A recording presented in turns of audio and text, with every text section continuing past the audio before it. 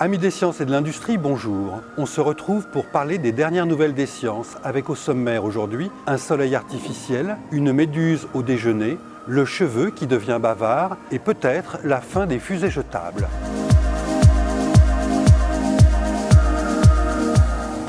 Avec les beaux jours, la lumière du soleil se fait de plus en plus forte. Il semble cependant que ce ne soit pas suffisant pour ces chercheurs allemands qui ont mis au point un soleil artificiel 10 000 fois plus lumineux que l'original. Mais pourquoi faire au juste ? C'est à Jülich, près de Cologne en Allemagne, que vient d'être inaugurée Synlight, une installation unique au monde puisqu'il s'agit de la source de lumière artificielle la plus puissante à ce jour. Haut de 3 étages, le dispositif est composé de 129 projecteurs de cinéma, des lampes au xénon à arc court capables de reproduire l'ensemble du spectre solaire.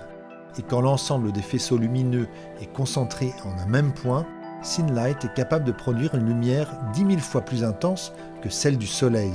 Dans ces conditions extrêmes, la cible peut atteindre rapidement la température de 3000 degrés Celsius. Synlight n'a pas pour vocation à remplacer notre étoile, c'est avant tout un outil qui va permettre de tester de nouvelles pistes pour explorer au mieux l'énergie solaire. On sait par exemple que l'hydrogène pourrait constituer un carburant propre pour les voitures ou les avions. Or, en concentrant les rayons du soleil, il est envisageable d'extraire directement l'hydrogène de l'eau. Grâce à Synlight, les chercheurs peuvent tester cette solution à petite échelle et quelle que soit la météo.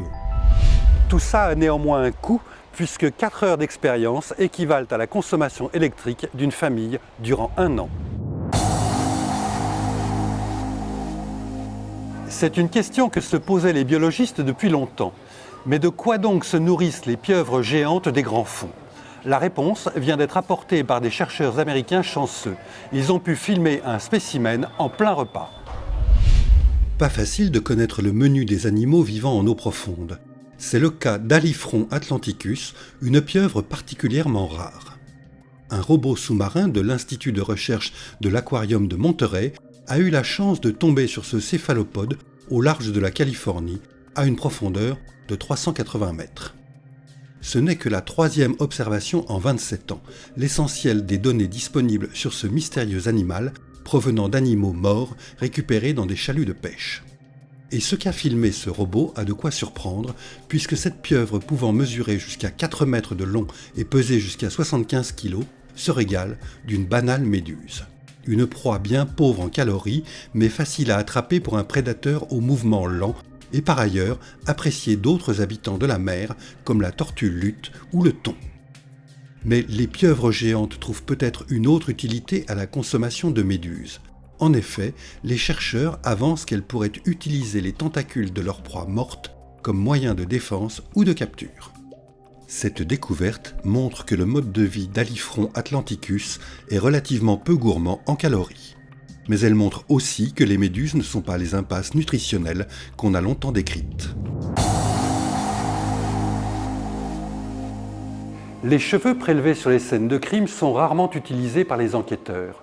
En effet, l'analyse génétique très utilisée par la police scientifique s'avère en la matière décevante, mais une nouvelle technique d'analyse pourrait prochainement changer la donne. Difficile à prélever, l'ADN d'un cheveu ne fournit que le profil génétique de son possesseur et ne révèle rien de ce que pourrait être son mode de vie. Pour avoir accès à d'autres informations, une équipe de chimistes américains de l'Université de Virginie occidentale a mis au point une méthode basée sur la chromatographie liquide couplée à la spectrométrie de masse.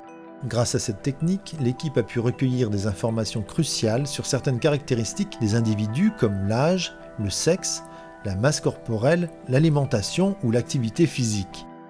Ce résultat vient renforcer une étude similaire de la même équipe faite chez 20 Américains qui a su identifier avec une précision de 90% le sexe du donneur. Cette méthode prometteuse, facile à mettre en place, doit encore être affinée pour pouvoir être utilisée dans les laboratoires de la police scientifique en complément des analyses ADN. Les fusées, c'est comme les allumettes, ça ne sert qu'une fois. C'était vrai jusqu'au 30 mars, mais ça ne l'est plus. Ce jour-là, la société états-unienne SpaceX a lancé un exemplaire de sa fusée Falcon 9, dont le premier étage avait déjà volé en avril 2016. Remise en état, cet étage de 41 mètres de haut a donc revolé le 30 mars. Il a servi à emmener une quarantaine de kilomètres d'altitude son second étage et un satellite luxembourgeois de télécommunications. Pendant que le second étage propulsait le satellite sur orbite, le premier étage est revenu se poser en mer sur une barge. La performance est belle, mais il n'est pas encore certain que le jeu en vaille la chandelle. Toute la question est de savoir si la remise en état d'un étage ayant déjà volé est moins onéreuse que la fabrication d'un étage neuf. Elon Musk, le PDG de SpaceX, n'a pas rendu public le coût de la remise en état de cet étage et il faudra encore attendre quelques mois pour savoir ce qu'il en est. La réussite technique est au rendez-vous, mais ce sont probablement les financiers qui auront le dernier mot. Une bonne nouvelle pour finir, le lamantin de Floride n'est plus en danger. Cet animal paisible, surnommé la vache de mer, était depuis plusieurs décennies sur la liste des espèces menacées. Passée en 40 ans de 100 à plus de 6000 individus, cette espèce vient d'être retirée de la liste des animaux en danger. Et voilà, ce sera tout pour aujourd'hui.